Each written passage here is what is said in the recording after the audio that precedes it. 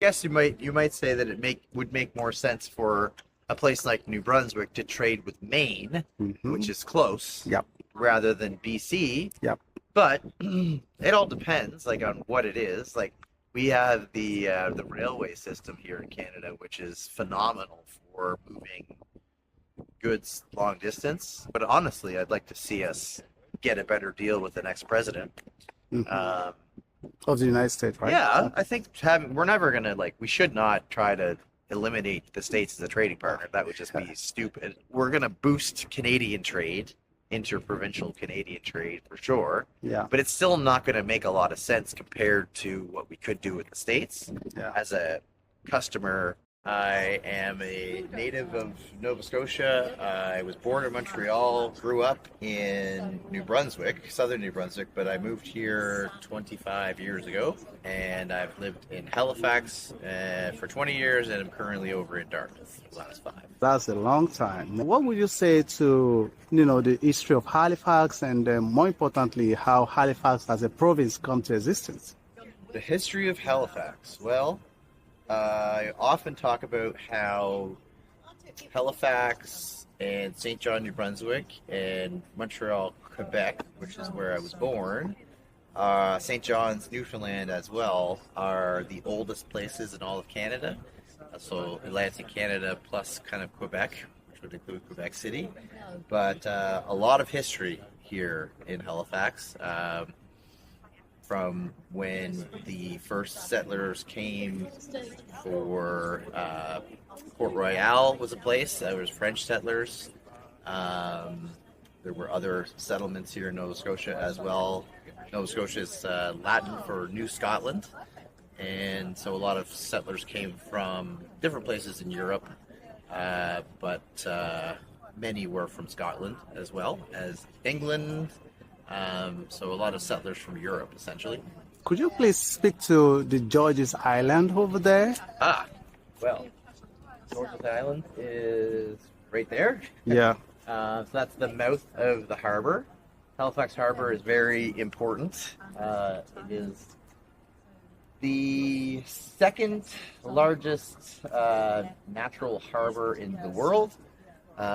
I think it may even be the first largest. It's close, and the reason it's so special is because it's very deep, which allows some really large ships to be able to come in from the ocean. There's basically right around the corner in this direction, you'll find the shipping containers right by Point Pleasant Park. So that is essential as well. And then ships quite deep. Large standing and deep into the water ships are able to come right through here, pass under the bridges, which are that way. There's the McDonald Bridge and the McKay Bridge, and that kind of bends its way towards Bedford. There's another shipping container spot there. So it's just a massive trade route for these big container ships that come in. They're not all big container ships, but many ships can come in through here. And then George's Island is kind of like historically the protector of the harbor. That island there, you'll see there are old forts in there, as well as those types of forts exist around the corner there at Point Pleasant Park and on top of Citadel Hill, which also guards the harbor. So basically, all of those old forts are from colonial times when we had the French settlers and the army from the old, very, very old early days of Canada, and then even before then, before Canada was formed, we were part of the Commonwealth, of course, and then before that, before the first settlers even got here, this area was all ancestral territory of the Mi'kmaq people. So yeah, that island there was an island for long before humans even existed, so that it could be, considered ceded land as well. It was always a special place for the Mi'kmaq people. but yeah, that's kind of the history of that place. You'll see there's the lighthouse, of course, which is very important for shipping or any ship coming into the harbor to know not to run into the shore there or the edge of the island. George's Island is known for being full of snakes, actually, which is interesting. It's still a protected habitat for them. I've been in there for musical concerts. Every once in a while they'll have them either on the island there, or there are sometimes at the top of Citadel Hill in the forts up there as well. So tons of history, and I think too it's important to acknowledge that Canada in general, but certainly the older parts more so, exist amongst people from here are hybrids, combinations of all kinds of lineages. Like my roots would be Acadian from New Brunswick on my dad's side, whereby I have Acadian people in general have Métis and Mi'kmaq roots as well, combination. And then on my mother's side in Nova Scotia, it's similar, Scottish and British roots along with some Irish and everything else, but again, would be mixed with Mi'kmaq people, which is why I tend to tan more than most, I guess. But yeah, so I'm a mixture of a bunch of things, and that's kind of the nature of Canada. It's so multicultural, very much welcoming for people from different parts of the world.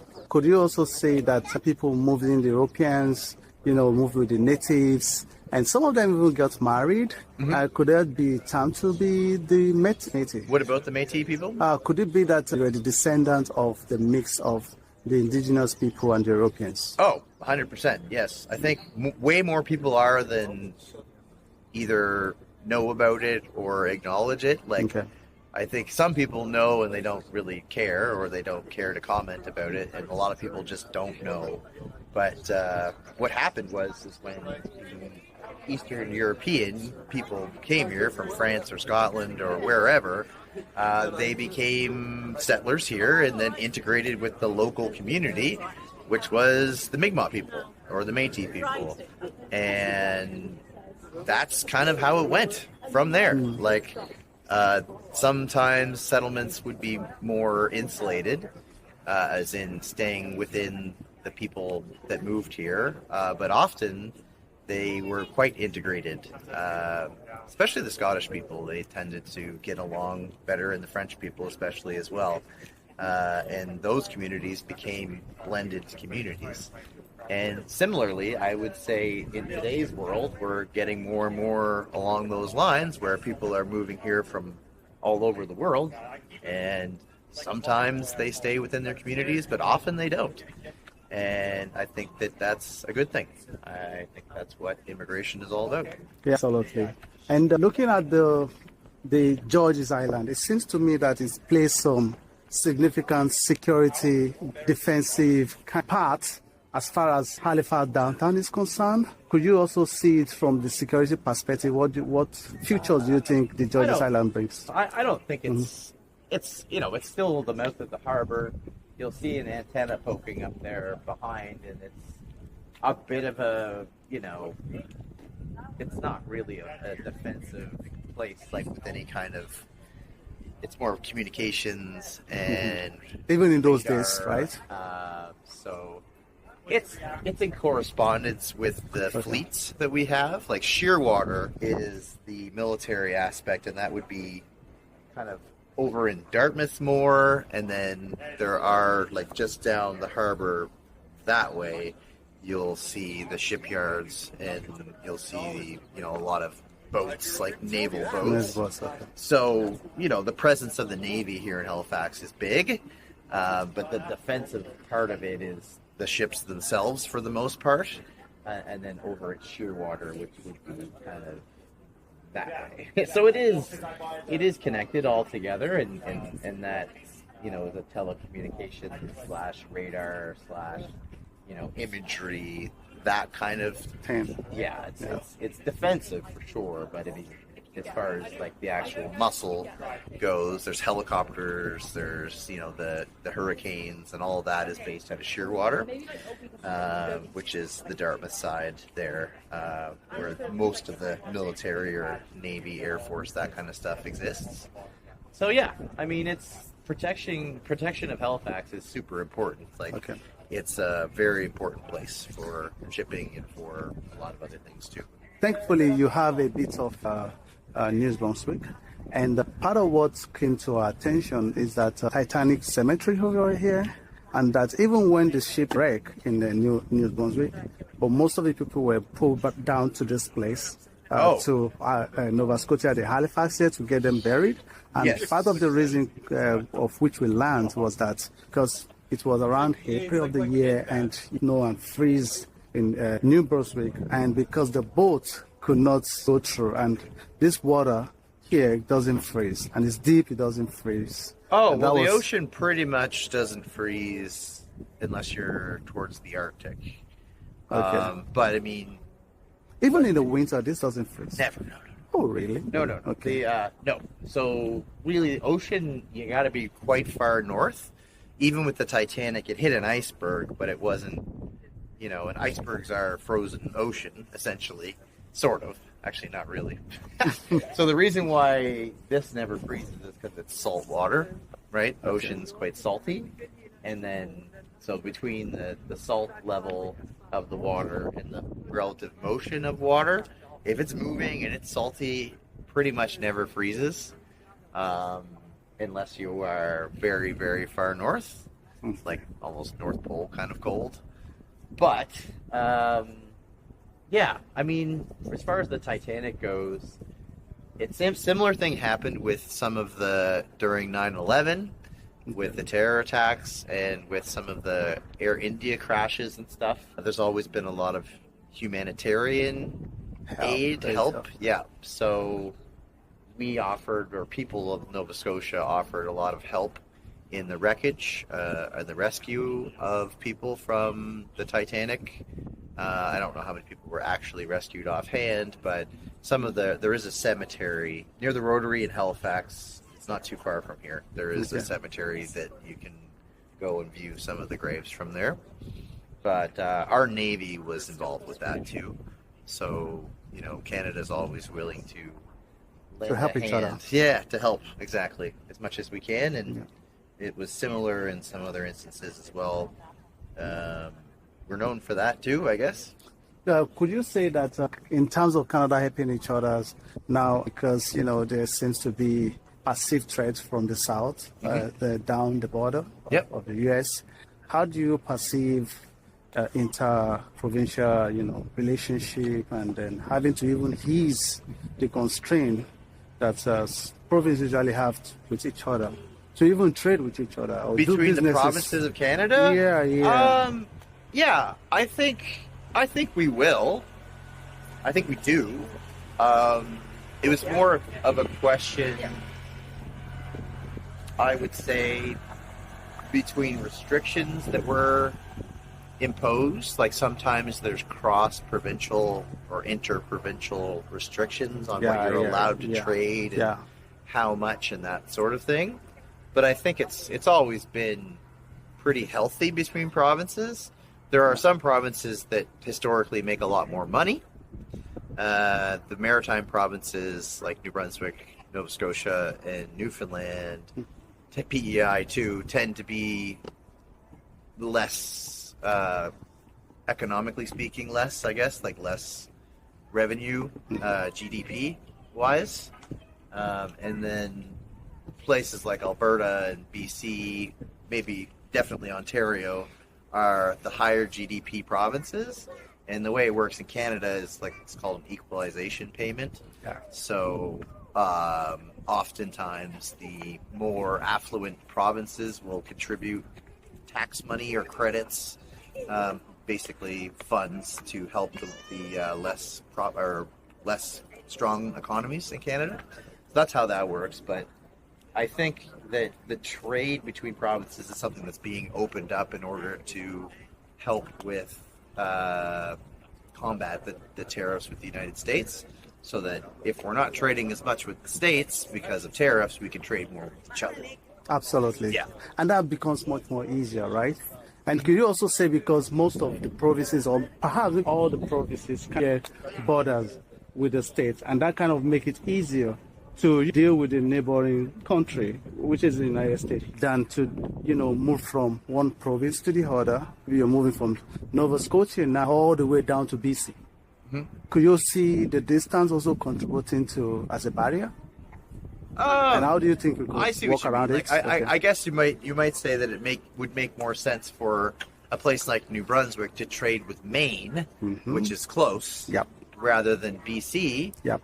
But it all depends, on what it is. We have the railway system here in Canada, which is phenomenal for moving goods long distance. It depends on what it is. A car is different. Shipping a vehicle is much different than shipping, a food product or clothing or whatever. We could do any number of different ways of moving material. I think moving it by truck is sort of the most challenging one. I think the rail is better. Expensive-wise. Rail and water. Yeah. Because if we were trading with the United States, we could ship stuff down the eastern seaboard really easily, or vice versa. If you were in BC and you wanted to ship something to California, it's quite easy to do. But the train system would be the answer to that one if you're trying to do it within land, because the cost for shipping stuff on train per weight is way lower. Yep. Trains are amazing at moving heavy things for ease, right? Yeah. There's much less friction and momentum being what it is. Yeah. And that would be your recommendation, especially the federal government, to look very much into that, right? Rails? When we already have it set up. CN Rail is... We probably might want to look at expanding what we have already. I don't know how easy that is to do. The tracks are there. We need to maintain them, and building new tracks might be a good idea. Yeah. I think that shipping stuff by plane or truck is more difficult. Is tough unless we looked into some type of more sustainable fuel source, like if they were electric somehow, and we had electric transport trucks that we had a cleaner source for that kind of thing. Yep. But even then, that's going to take a lot of energy. Yeah, exactly. So I think trains are probably the way to go there. Yeah. Planes seem to be the worst of it all, I would say, as far as not just carbon footprint, but cost per kilo. Yeah, absolutely. I think I'd like to see I'd like to see us get a better deal with the next president.